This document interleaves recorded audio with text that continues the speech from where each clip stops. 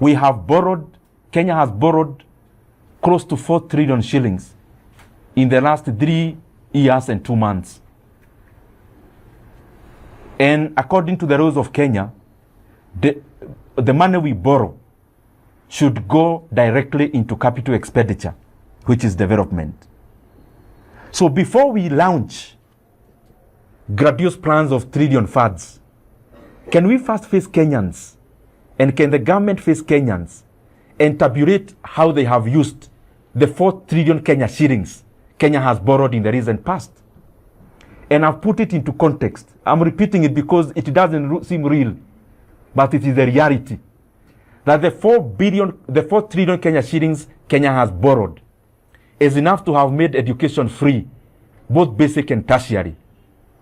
And the change that remains, even if we divide out of the 290 constituencies, we should be having 12 billion worth of completed projects across the country.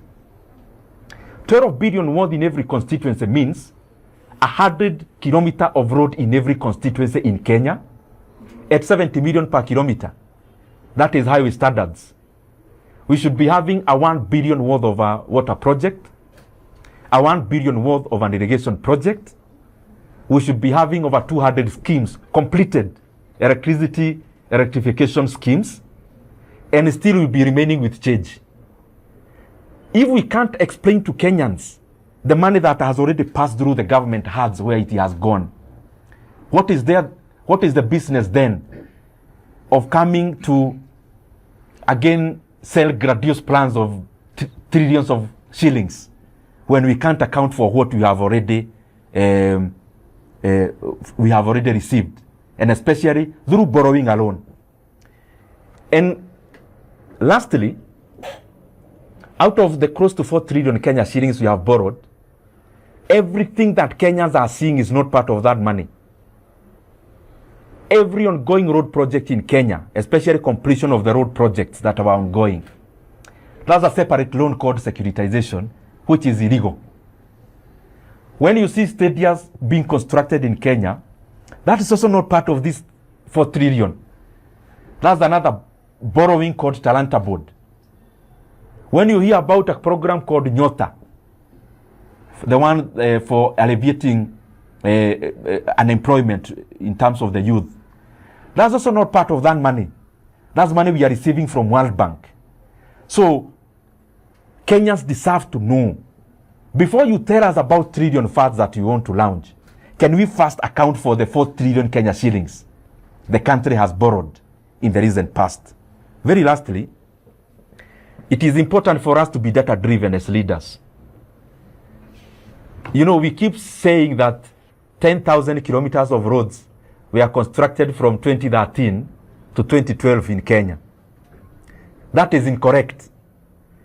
And I would challenge the government to actually tabulate the roads that we keep hearing of 10,000 kilometers of road. Because I know, and I have the data, it is less than a third of that. And I also want to put it very clearly.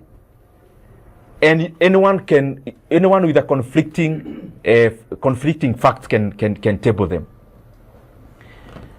I have said that, and I have stated that we have borrowed close to 4 trillion Kenya shillings. But if you fast check, you do fact finding, how many kilometers of road has Kenya built from 2022 to date? And especially from newly signed contracts. Newly signed. It is less than 1,200 kilometers across the country. It is less than 1,200 kilometers of tarmac road we have built from 2012 to today out of newly signed contracts.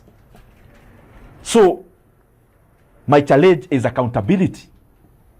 Before we talk about trillion shillings plans and funds, it is important we put into context to Kenyans that you have already borrowed 4 trillion shillings, and Kenyans deserve that money to be accounted for. And that is my challenge. That I hope in the launch of that fund, the first preamble will be about being accountable for the amount of money Kenya has borrowed, because this is the burden for Kenyans today